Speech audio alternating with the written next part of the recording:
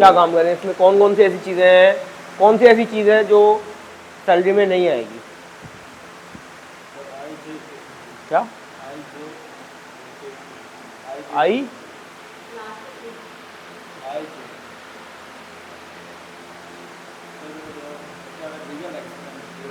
आई जे और के, ये तीनों सैलरी में नहीं आएंगी, आप ये कह रहे हैं। आई ये क्यों कह रहे हैं, आई क्यों नहीं आएगी सैलरी के अंदर?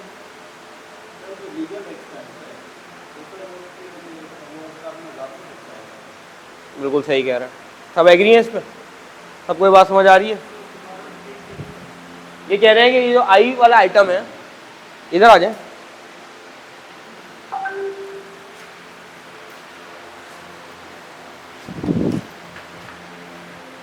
आप न्यू है, आपका बैकग्राउंड है टैक्स का?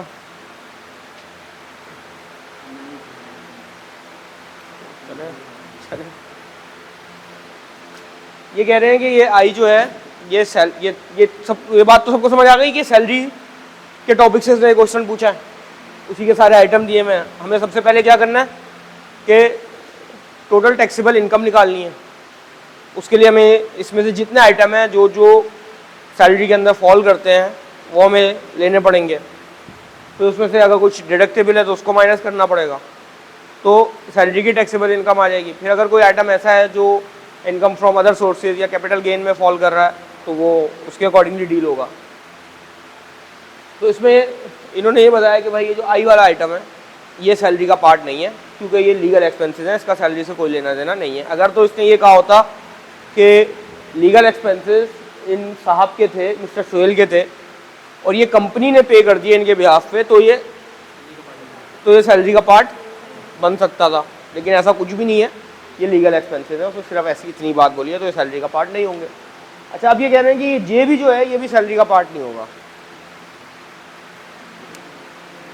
तो इसके बारे में क्या ख्याल है आपका?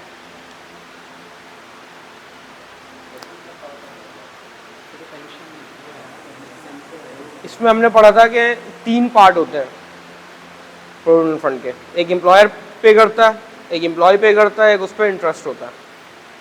ठीक है, तो ये जो है ये एम्प्लॉयर का पार्ट है। ये जितनी चीज़ें हैं उससे दी हुई हैं, ये सारी एम्प्लॉयर जो है वो दे रहा है। तो ये amount paid for approve pension scheme during the year 1,90,000, तो ये एम्प्लॉयर ने मिस्टर सोहेल को दिए हैं अप्रूव पेंशन फंड की, उसके अंदर 1,90,000 रुपये। नहीं, सैलरी का ही पार्ट है, इन्होंने गलत बताया था। इसकी ट्रीटमेंट क्या होगी वो हम देख लेंगे। ठीक हो गया, बात समझ में आ गई? ये अब वो जो हमने पढ़ा था अभी चैप्टर 3 के अंदर ही पढ़ा ना, प्रीक्विजिट वाले पार्ट के अंदर सबसे लास्ट में अप्रूव पेंशन फंड की कैटेगरीज, वो जो एक चार्ट बना हुआ था उसके अकॉर्डिंगली ये ट्रीटमेंट होगी इसकी, वो हम वहीं से देख के अभी कर लेंगे। सबसे पहले सैलरी है, पर मंथ है, तो इसको डील करते हैं।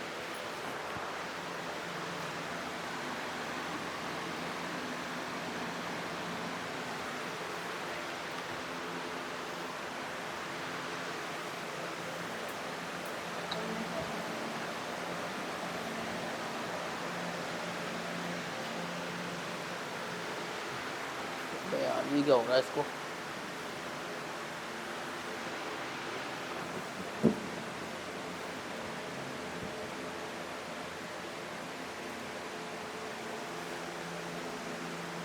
अच्छा हाँ, इसमें डेट्स का सबसे पहले आपने ख्याल रखना है क्वेश्चन पढ़ाते वक्त। वो कब से डेटा दिया हुआ है उसने? From the following data calculate the tax payable by mister Sohail Aslam for the year ended 30 जून 2020। और इसने रिक्वायर्ड में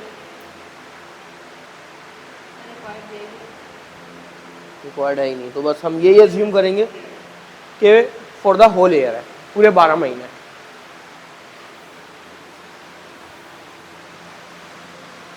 तो 1,95,000।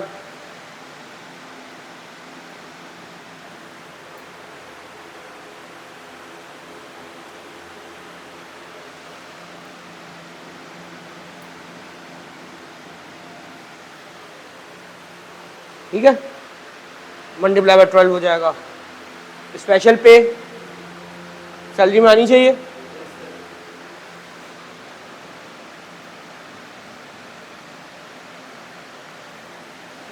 कितनी है?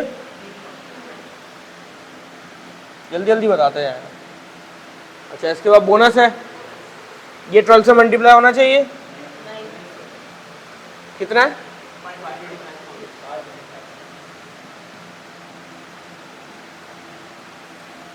अच्छा, इसके बाद बल्कि उतार लें यार सारे, ये तो आप लोग भी कर सकते हैं। बस इसको यहाँ तक आप पूरा करें अपने पेपर।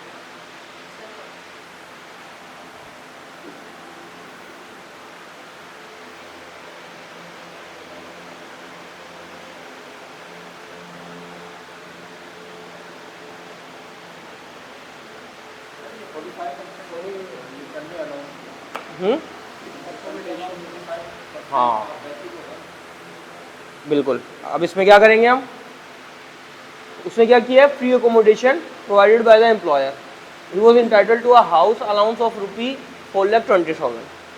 अब इसमें उसने थोड़ा सा कंफ्यूज करने की कोशिश की है। उसने क्या कहा है, उसने प्रोवाइड क्या किया, फ्री अकोमोडेशन प्रोवाइड किया। अगर वो फ्री अकोमोडेशन नहीं लेता तो उसको क्या मिल जाते, 4,20,000 रुपये। अभी उसने ले क्या लिया, अकोमोडेशन ले ली, तो ये जो है, ये वाली जो अमाउंट है 4,20,000 रुपये, ये इररेलेवेंट हो गया बिल्कुल भी। अब आपने सिंपल देखना है, बेसिक सैलरी का 45% जो अमाउंट आएगी वो आप ऐड बैक इसके अंदर ऐड कर लेंगे। करेंगे, सारी वर्किंग करते जाए ना।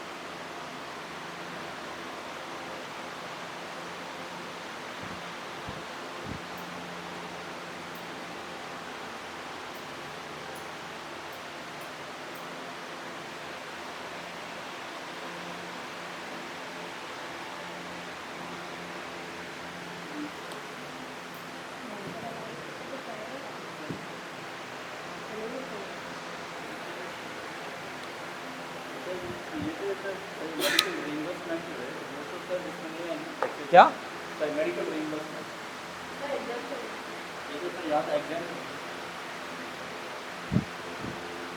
Medical expenses reimbursed by the employer under the contract of employment. सब यही बोल लेंगे एग्जाम होगी। याद आ गया सारा लॉ, कोई दोबारा एक्सप्लेन करने की जरूरत नहीं है। अगर तो ये अलाउंस दे रहा होता तो क्या होता, 10% ऑफ सैलरी तक एग्जाम्प्ट होता। और अगर दोनों होती तो क्या होता, अगर वो अलाउंस भी दे रहा होता और रिइंबर्समेंट भी दे रहा होता, अलाउंस फुली टैक्सेबल हो जाता और वो एग्जाम्प्ट हो जाता।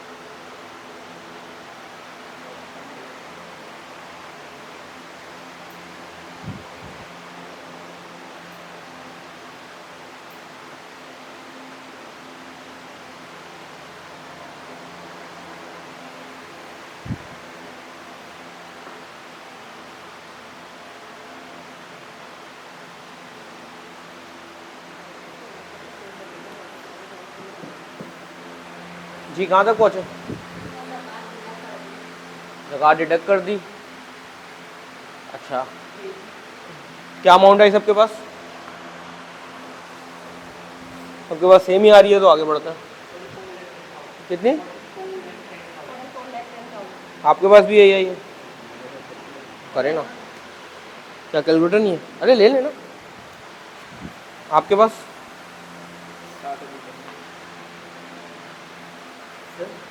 शेयर तो हम नहीं लिखेंगे। हाँ इसको छोड़ देना, शेयर वाले को भी डील ही नहीं करें। आप समझे क्वेश्चन यहाँ तक है, जे तक।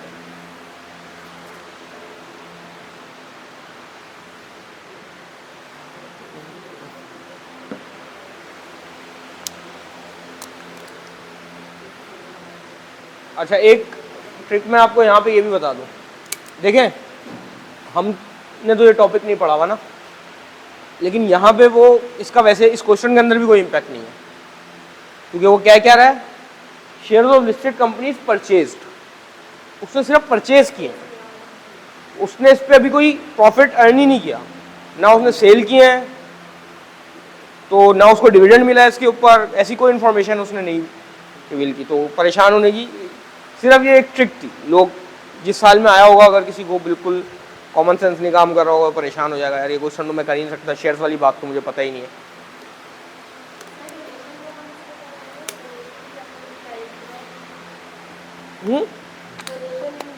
डोनेशन की आपको रिबेट मिलेगी। सब यहाँ तक पहुँच जाए तो फिर डोनेशन पे आते हैं। आप भी आ जाएं, साथ आ जाएं।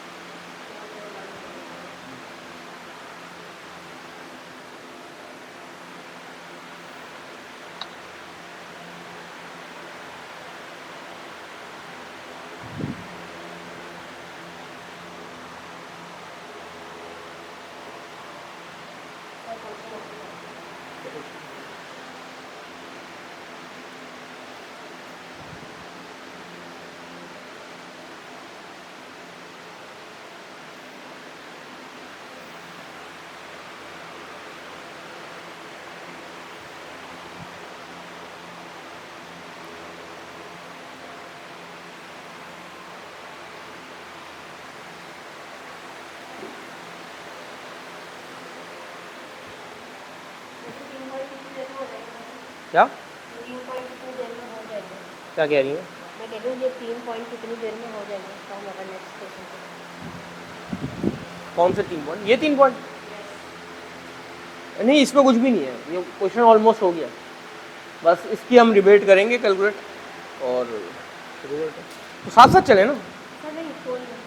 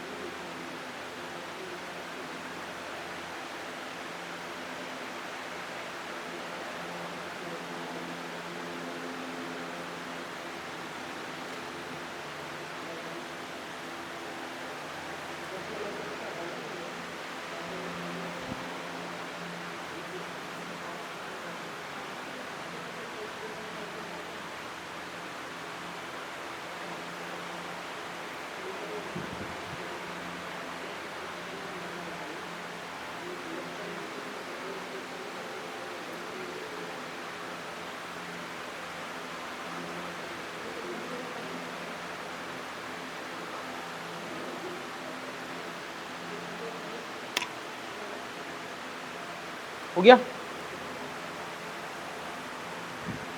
ये आप पेंशन के साथ क्या कर रहे हैं? ये बस यहीं तक रुक गया। डोनेशन माइनस इसको टोटल करें, मेडिकल रिइंबर्समेंट एग्जाम्प्ट हो गई, पेंशन भी एग्जाम्प्ट है, हम इस पे बात करते हैं पेंशन पे, और इसको टोटल करें। ज़कात जो है ये डिडक्टेबल है, माइनस हो जाएगी।